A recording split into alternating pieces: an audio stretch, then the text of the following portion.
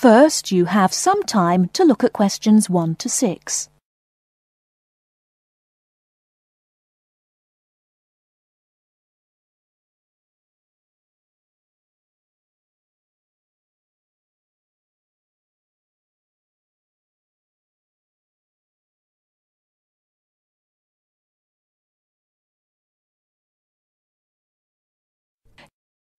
Okay, everybody, welcome back to the new term. I hope you've all had a good break and that you're keen to start on your research project. What I'd like to do this morning is to give you a chance to ask questions about the project, requirements, ways of approach, how to get help if you need it. Today is informal.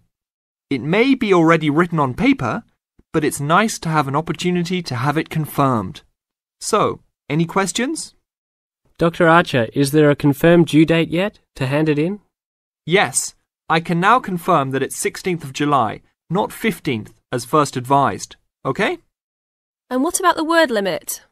Well, there is some flexibility on this, but in general it's 8 to 10,000 words. Ah, I see. And you can choose your topic, anything from years 2 and 3. Yes? I still can't work out what I want to do it on. In that case, you should see your course tutor to agree on your final topic, and you should also be aware that there is special assistance available at the library on library resources if you need help on that. Can I just check on the deadlines for everything? Certainly.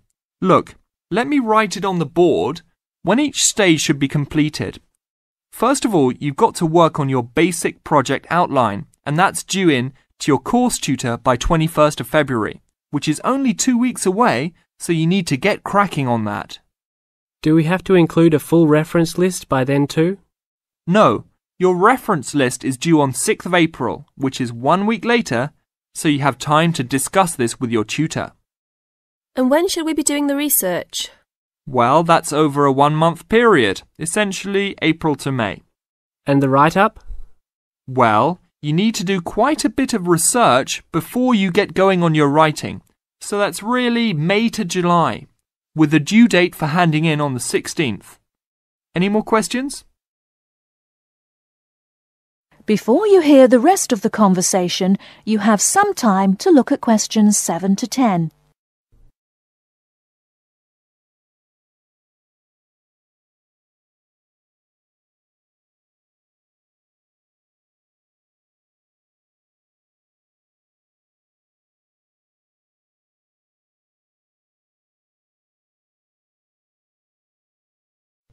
Now listen and answer questions 7 to 10. Well, sir, just some advice really. It's about the research approach. Would you advise us to use some case studies? Well, Larry, I know these can be difficult to arrange sometimes, but I really feel they are of great benefit in this subject. You can always talk to your tutor if you're having difficulty. Yes? I've looked over some previous research projects that are in the library. Is that a good idea, sir? I heard. Okay. I don't think you should go through them in detail, especially at this early stage, or you might end up being influenced by them more than you realise. But yes, it really is about the best guide you can have to what's required to what's expected in this type of project. Sorry, Judy, I butted in on you. That's all right. It's just that I noticed one project was a joint one. They worked together as a pair. Is that a good idea? Yes, I remember that paper. Working in a pair can have some advantages, but to be frank, this is meant to be an individual project, so it's best to work on your own. About using subjects, is it okay if we use family members? Your own relatives? I don't see why not. They probably offer some advantages in terms of availability, although you need to guard against possible effects on your research outcomes. So, you can if you want.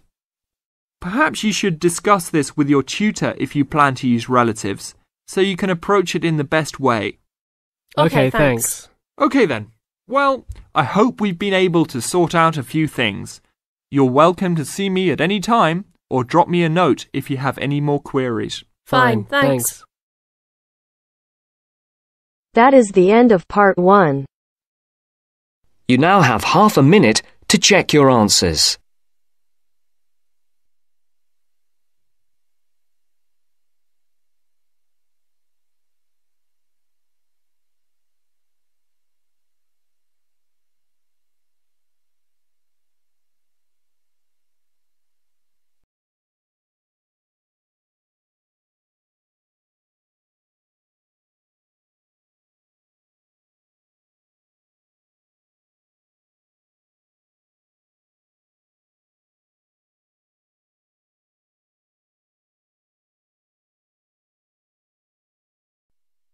Now turns to part 2.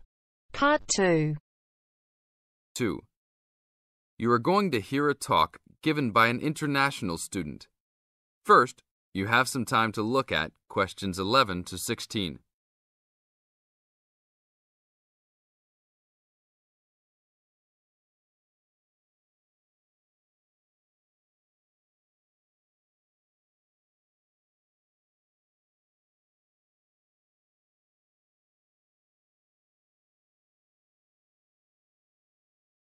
Now listen to the tape and answer the questions. As an international student coming from Sierra Leone, it gives me great honor to give these opening remarks and welcome you all to Ashesi University, where excellence is the code. I believe I speak on behalf of my fellow colleagues when I say we feel that we are the most fortunate and privileged university students in Ghana. You may ask, what is the basis of such a conclusion? And I will simply say to you, in which other tertiary institution in Ghana do you find the same level of IT infrastructure and facilities available to students? Where also do you find such a low ratio of students to lecturers and computers? In which other educational institution do you find 55% of students on some sort of financial aid, who in addition enjoy services and benefits such as job placement after graduation, on-campus employment that pays above the minimum wage, a supply of textbooks, and access to online databases?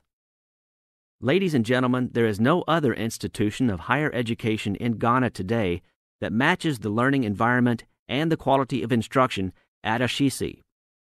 I could continue listing reasons why we students feel this way, but I only have 5 minutes for this speech. Believe me, I could go on for hours.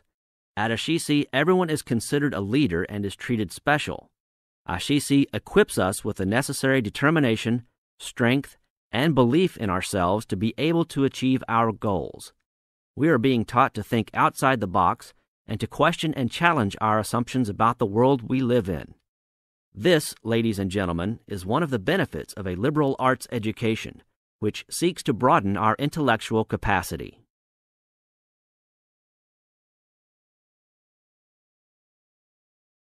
Now look at questions 17 to 20.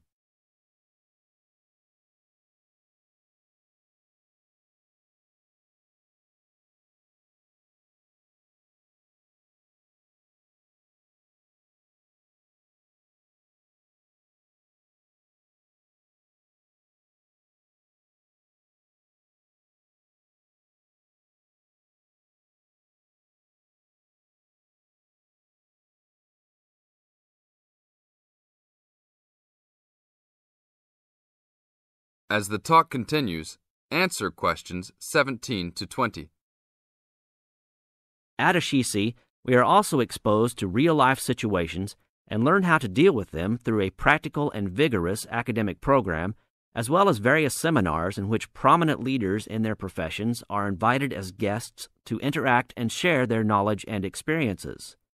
Some people, even some of you in this audience, may believe that tuition at Ashesi is too high. But I say to you that the students here are unanimous in saying it is worth it.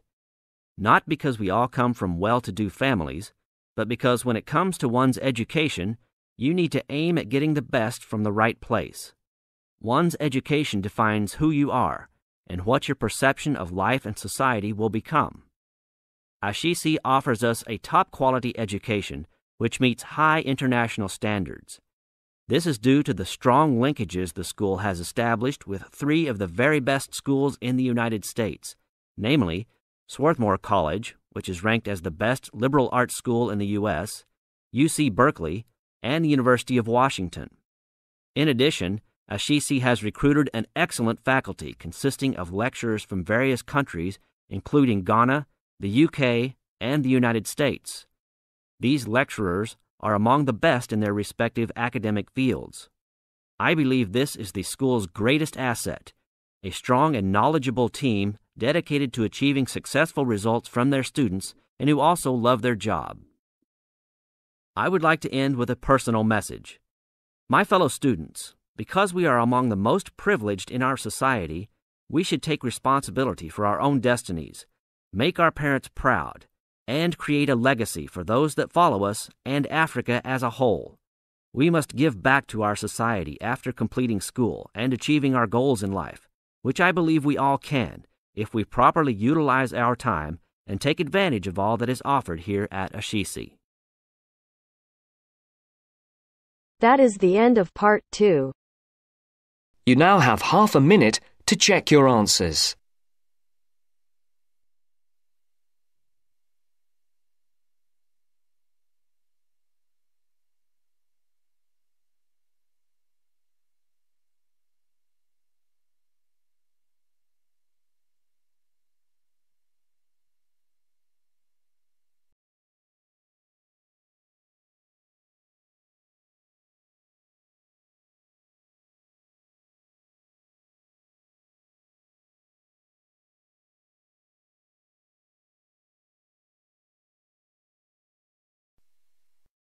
Now turns to part 3.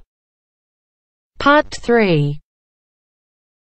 You will hear a conversation between two students who will discuss a project they're working on together.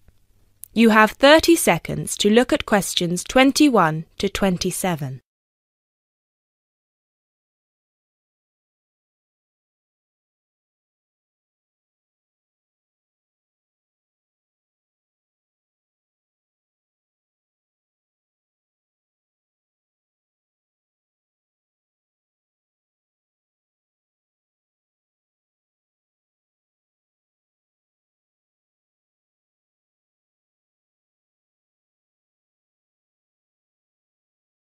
Hey Jess, glad you could make it.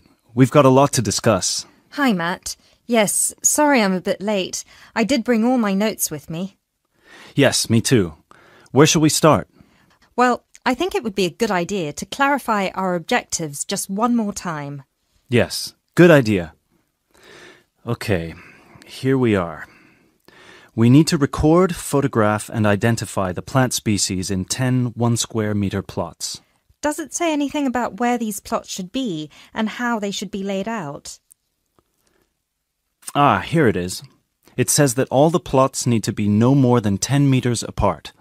And how do we choose them? Ah, this is the fun part. I remember this. Here we are. Make a 1-meter square frame using bamboo sticks available from the department stores. Yes, we've already done that. I know, I'm just reading the whole section. Okay. One person stands roughly in the middle of the chosen area and throws the frame. The other person uses a tape to mark out the square where the frame landed and returns frame to thrower. The thrower then turns a few degrees on the spot and throws again. The thrower must turn slightly after each throw and vary the force of the throw until after the 10th throw they are pointing in almost the same direction as the first. That sounds a bit complicated. That's only because it's all in writing. It's just a simple throw, turn, throw, turn, throw, turn until we have 10 squares. And I guess you want to do the throwing. Well, if you don't mind. I'm sure you'll be more accurate at marking the squares. Yes, I am sure I am, and I'm sure you've got a stronger throwing arm.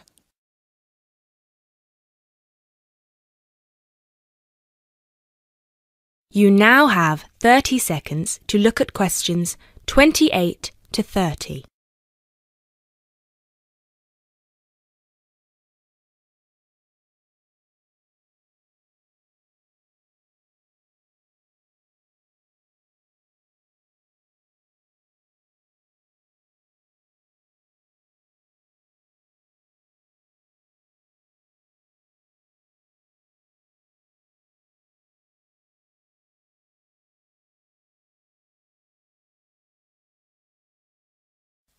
Okay, good. We've got that sorted. Now we need to decide where to go. Yes, I've been thinking about that and I've brought the map. Ah, well done. I forgot mine. Now, I've identified 3 possible locations, but they've all got some disadvantages. Okay, fire away. Well, the area around this lowland marsh could be interesting. There'll be a lot of interesting water plants here. Looks good, but what's the problem? Mainly that it's already a designated nature reserve, and I think there's already been a lot of research done here. Ah, I see. Well, I'd rather do something that's new and can be useful. I agree. That's why I identified this area further west. See, here, behind the beach. Oh, yes, I see. That area there, where it's flat, but quite high. Exactly. If you look a bit further inland, you'll see that there are hills which will protect that area from strong north winds. I see. Excellent. But what's the problem? Just that it may not be very interesting. We know that the geology there is not conducive to a wide variety of plants. I agree. So what's your last idea? Well, I think this one is a bit of a winner, although I did want to show you the other two. Look up here, on the north coast. Where? See this bay? Well, I know that there's been quite a lot of studies done here, but a bit further to the east, behind this headland. No one has ever looked at that. Well, I certainly couldn't see any studies. That is interesting. And the plant life could be a bit different because of the shelter from the wind the headland provides. Exactly. Brilliant, Jessica. That's a great idea. We'll go there. Thanks. Now all we have to decide is when is a good time.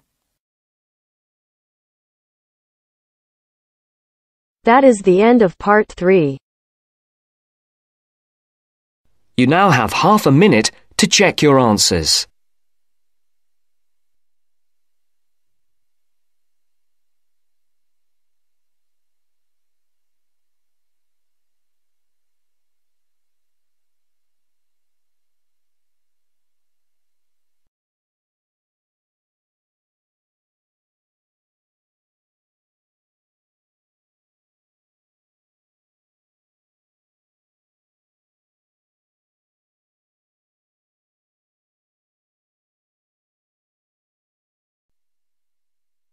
Now turns to part 4.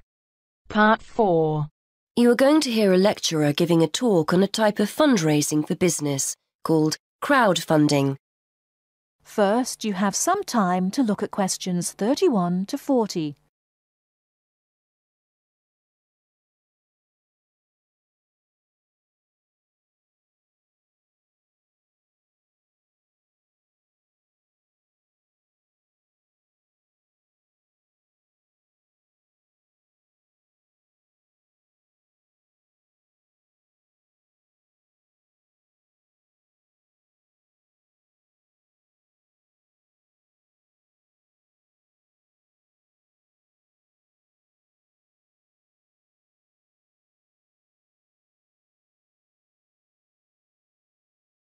Now listen carefully and answer questions 31 to 40.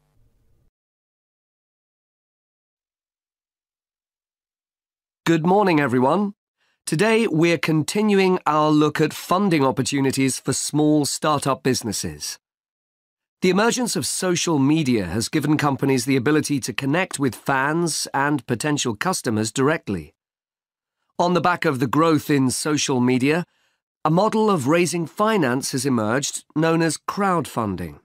This revolutionary way of raising finance began with micro-lending in the 90s. More recently, an equity-based model has emerged that allows people to invest directly in a new company. We're going to examine this in more detail later, but let's turn first to a third model, which I'll term a fan-based model.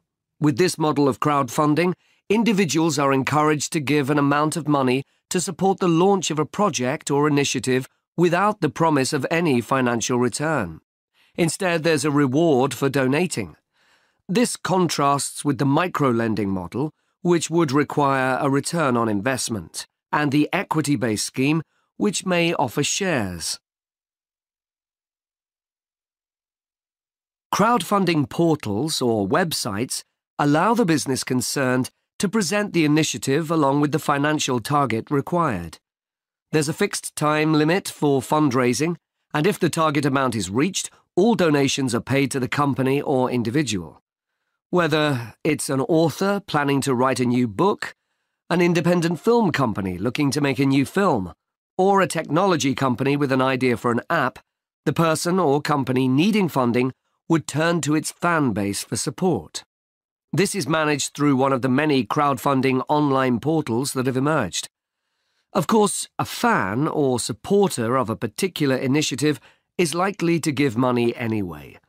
But donation-based crowdfunding will often make donating even more attractive by offering a rewards-based incentive scheme.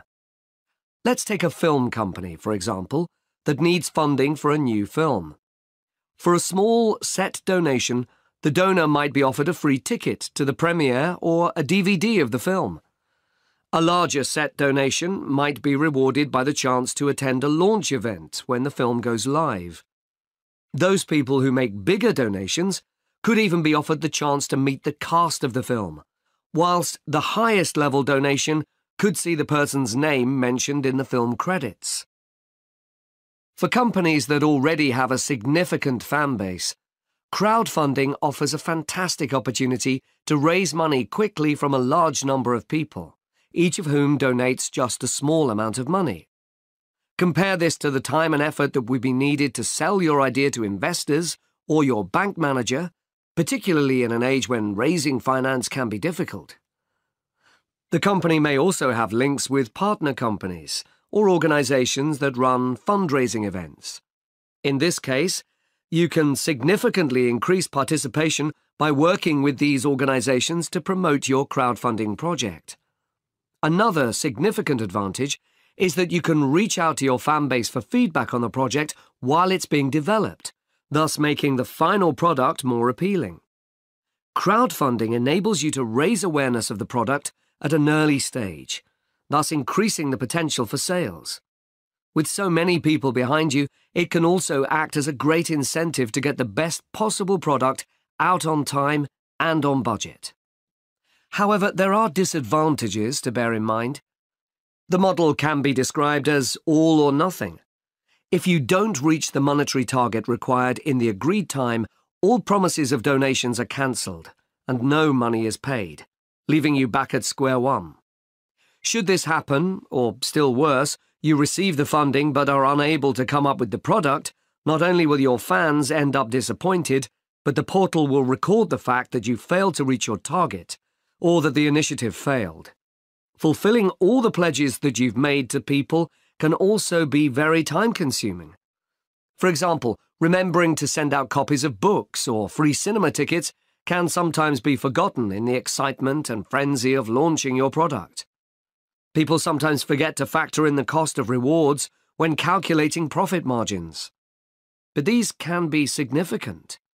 And finally, if you have a small fan base, for example, you're a new company or have a small social media footprint, raising awareness of your initiative will be challenging. These drawbacks aside, donation-based crowdfunding is a wonderful opportunity for individuals or small startups to raise funds for that exciting new project whilst reaching out and connecting to the people who are most likely to support and promote your work for you. That is the end of part 4. You now have half a minute to check your answers.